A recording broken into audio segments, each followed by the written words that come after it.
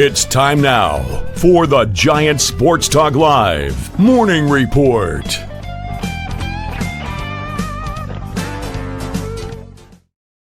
All right, guys, it is July the 8th. Welcome into the Morning Report. Glenn and Bigelow coming your way. And, God, I'm still I didn't sleep well, Lou. Got to admit, didn't sleep well after watching that Giants game. It upset my stomach.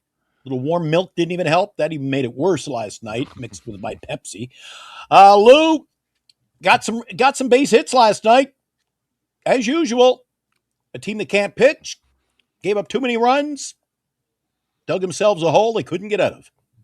Yeah, and it was right off the bat.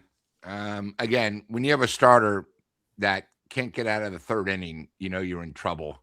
And again, Devers came up with a big situation, no outs, and just a double play. At least he put contact to score a run. But it's one of those things. They had chances, just couldn't come through. And, really Ramos was the only one that showed up for 2 consecutive days after Monday night when he had a great game. But last night, another 2 hits. But I think the other big problem with the Giants right now is, Glenn, I can't remember last time, except for a bunt, the last time a Giants catcher actually got a hit. So they got a big hole in their offense. And, it's sort of funny. We say this a lot. Monday night, great win. Giants win 10-1. Pitcher goes 8. And the next day, reality's back. Last night's game wasn't good. Wasn't good at all. In all aspects of the game, it was tragedy. So now we go today, and we see if Webb can bounce back. Webb with the losing record, somehow an all-star. I still don't understand it. I don't know how he's an all-star. The guy's got a losing record, and he's only been there for 1 month. Last time I looked, the season started in March. So we're now talking 4 months. He has 1 good month, and it was great, but that makes him an all-star. Not too happy, and let's see how he responds off his last start where he got shellacked. Yeah, he goes today, a name. You mentioned the catching not hitting. Well, Kavanaugh was behind the dish last night. He was 0 for 3 and a K. So you're right on the money there, Lou. We do have Logan Webb on the hill today, but before we get to today's action, Lou, just want to bring something to your attention. Buster Olney, he's talking today that he is advocating for the Yankees to go out and get a Luis Ariz. What do you think of that now, Lou? He says there's massive offensive struggles. Yankees are 2-8 in their last 10, holding on to a wild card spot right now. A team that I believe is 50-41, something like that. So 2-8, they're going backwards. They've got to make a move. The Yankees do, I think, just to get the fans back into it, get the team back into it. He says that Ariz would be the perfect addition to boost the team's low batting average and set the table for the power hitters. You got a couple of big power bats coming up into the lineup, probably in another 3 weeks or so, Lou. We'll wait and see how that unfolds. But as I drop out of that, how do you feel about Luis Ariz to the Yankees, and what do you got to get back in return, Lou? Well, I definitely don't want their star reliever, Duvall. I don't want to see that guy. Maybe we can throw Walker in, too, so we can get rid of him. I think the problem right now is Toronto, who's been playing great ball, is 9-2 in their last 11 games. And as you just said, the Yankees are 2-10. The Yankees have one advantage. They've been playing horrible, but they're still 9 games over. This is what Giant fans don't understand. When you're 15 below, you're not even talked about. But, when you have Tampa Bay, who's got 1/3 of their payroll, playing well, they have hitters that put the ball in play. The biggest problem with the Yankees right now, missing Carlos Stanton and Judge, is only really Rice is performing. And I think Ariz would be perfect for them. You got to remember, last time I looked, they still got the short porch and right. I think he'd fit that ballpark well, and he can spray. And, you get him either batting ahead of Rice or maybe protecting Rice. And then you got Judge in. I mean, if he's batting .322 with us, with no protection, with guys like Chapman behind him and Devers and Adames, imagine if you have Judge. He'll be getting fastballs. I think it'd be a perfect fit.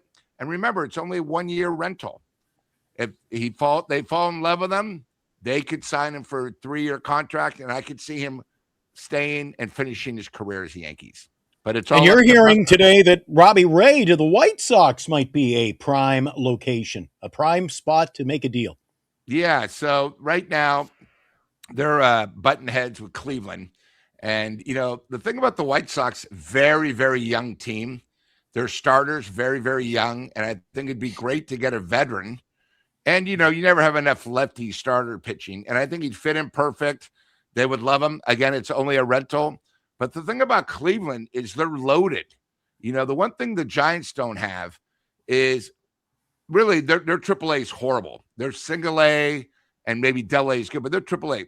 You got to get rid of him because he's not going to re-sign. But I think he'd be a great fit because they have a team right now where really they're just missing one piece. And this could take them over the top. So, yeah. So those are really the two big rumors.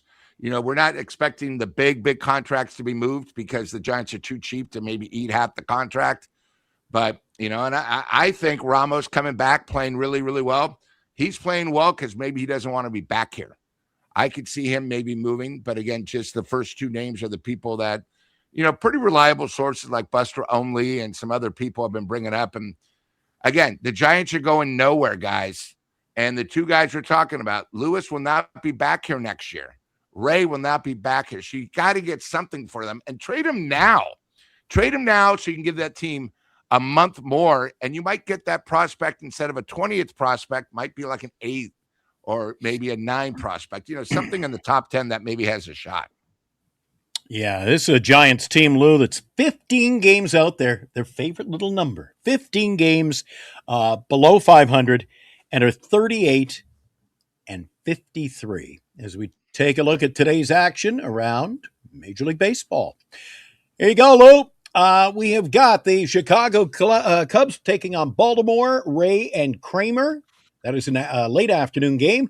A's in Detroit, Jeffrey Springs, Troy Melton, Atlanta at Pittsburgh. Did you see the Pirate game last night, Lou? One guy had 10 RBIs in that game. It's a new Pirate record. You never know what you'll see when you go to the ballpark, Lou. And the one thing about the Pirates, they're starting to believe. Schemes pitched last night. They got the win. And I think it was his first win in his last 5 starts. So I think that's big. I think the one thing about Pittsburgh is if you notice in the wild card, if you're a couple games over 500, you're in it.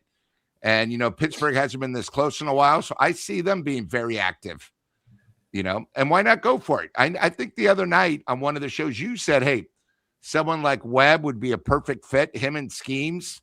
I said that it would be. I said Ray to Pittsburgh would.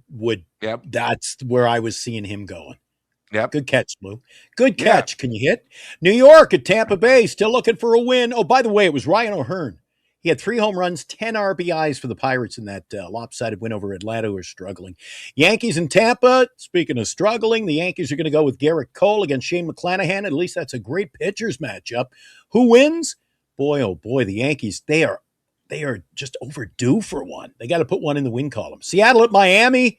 You got Houston and Washington. Philly at Cincinnati. Philly's, hey, Glenn, before you move on, I want to bring up something with the Nationals. Okay. You could be seeing a record. Washington, one of their players, 12 hits in his last 12 at-bats. No one's ever gone 13 for 13. Who's that, Lou? I forgot their rookie guy. Is it their second baseman? Let me see. It was here, we'll keep going. We'll go back to it just so we can give the chat a little history to look at. I'll tell you who it was. But pretty amazing when he has gotten 13 hits in his last 13 appearances. So who would that be, Lou? Look it up.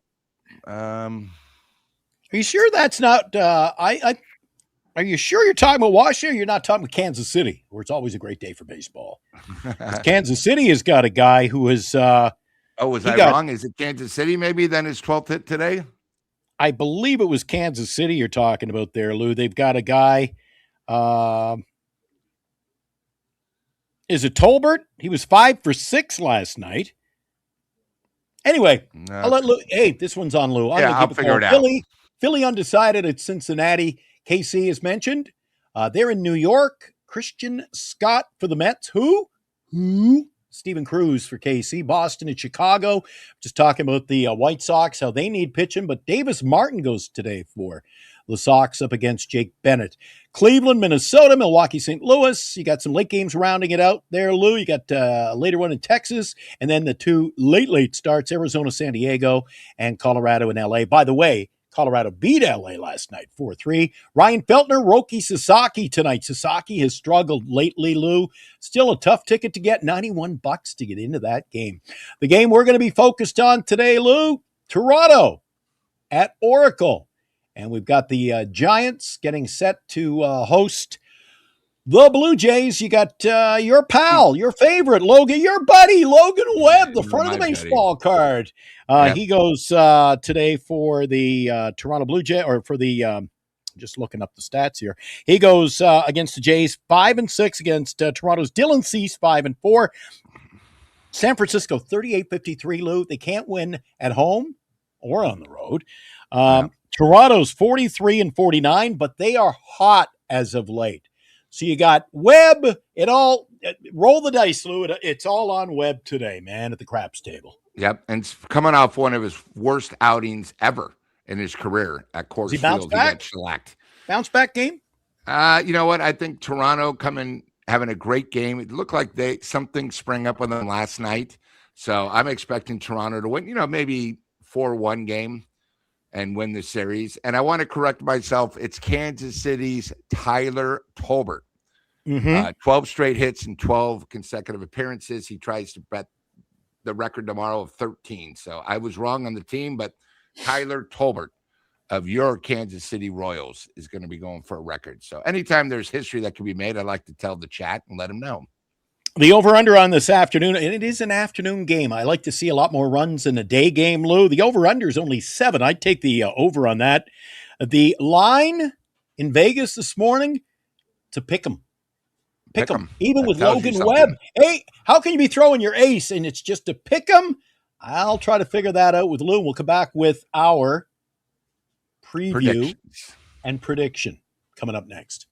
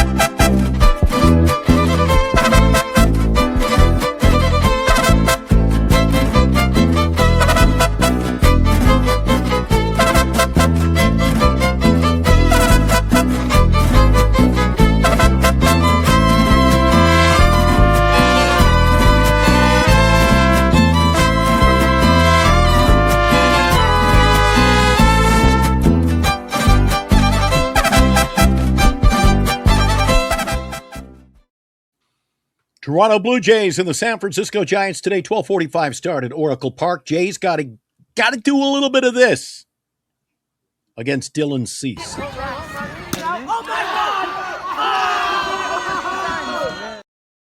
Want to see the long ball, and I want to see it count with runners, ducks on the pond. Lou, they got to start putting up crooked numbers. None of this. There's Devers with a solo shot, and there's Eldridge, another solo shot. I'm tired of the solo shots, Lou. Let's make them count. Logan Webb, as I mentioned before, the break, and thank you to our sponsor, Tommy's. When you are in the San Francisco area, drop down to Gary. Visit them. Tell them you know Lou, and they'll instantly, you'll be a fan favorite over there at Tommy's. Logan Webb is 5-6. The front of the baseball card looking maybe a little sexier than the back of the card. I still don't know why he's an all-star either, Lou. Up against Dylan Cease. My prediction, I'll go first today, 6-4. I think they get to Logan Webb before they're through the first round of I think second or third inning they get to him. I think it's going to be a 6-4 game. They will bump up the in-game over-under. It's at 7 to start the game. I think it's going to go over 7. Again, the line is even. I got the Jays winning 6-4. What says Lou Marston this morning? The thing is, the Giants, Dylan Cease has pitched well against the Giants, so he knows what it takes. I thought last night the Giants were just sort of flat again. Again, it was cold at Oracle. Now you have a day game. It's been really cold, Glenn. I know you're up in Canada, but I mean, it's been overcast. I wrote someone today, what the hell's going on? It's summer and it's overcast. It's cold. It's like 58. So it's going to be another cold game tomorrow. I'm going to say Giants make a few mistakes because they've been playing, airless baseball. 4-1 Toronto. Toronto, last game of the homestand, gets the series. And then the big matchup. Everyone's going to be excited. Thursday, big 4-game series for last place, the Colorado Rockies and the Giants. Competitive baseball. That's what I call it. At least it's competitive. Might be an exciting brand of baseball. It's going to be a cloudy day overhead at Oracle Park today. We'll see how many fans. We'll see if there's another 35,000 people at the ballpark today. More of the LBBS, if you know what I'm talking about. Lou and I will catch you on the post-game show. It'll be late afternoon, early evening. We've got the Giants going this afternoon, 12:45 at Oracle. Lou and I don't think it's going to shape up too good today. But we'll see. We'll talk about it coming up later today, following the game, post-game on Giants Sports Talk Live. Lou, enjoy the game, buddy. You too, Glenn. You've been watching the Giant Sports Talk Live Morning Report, a Northern Lights entertainment production.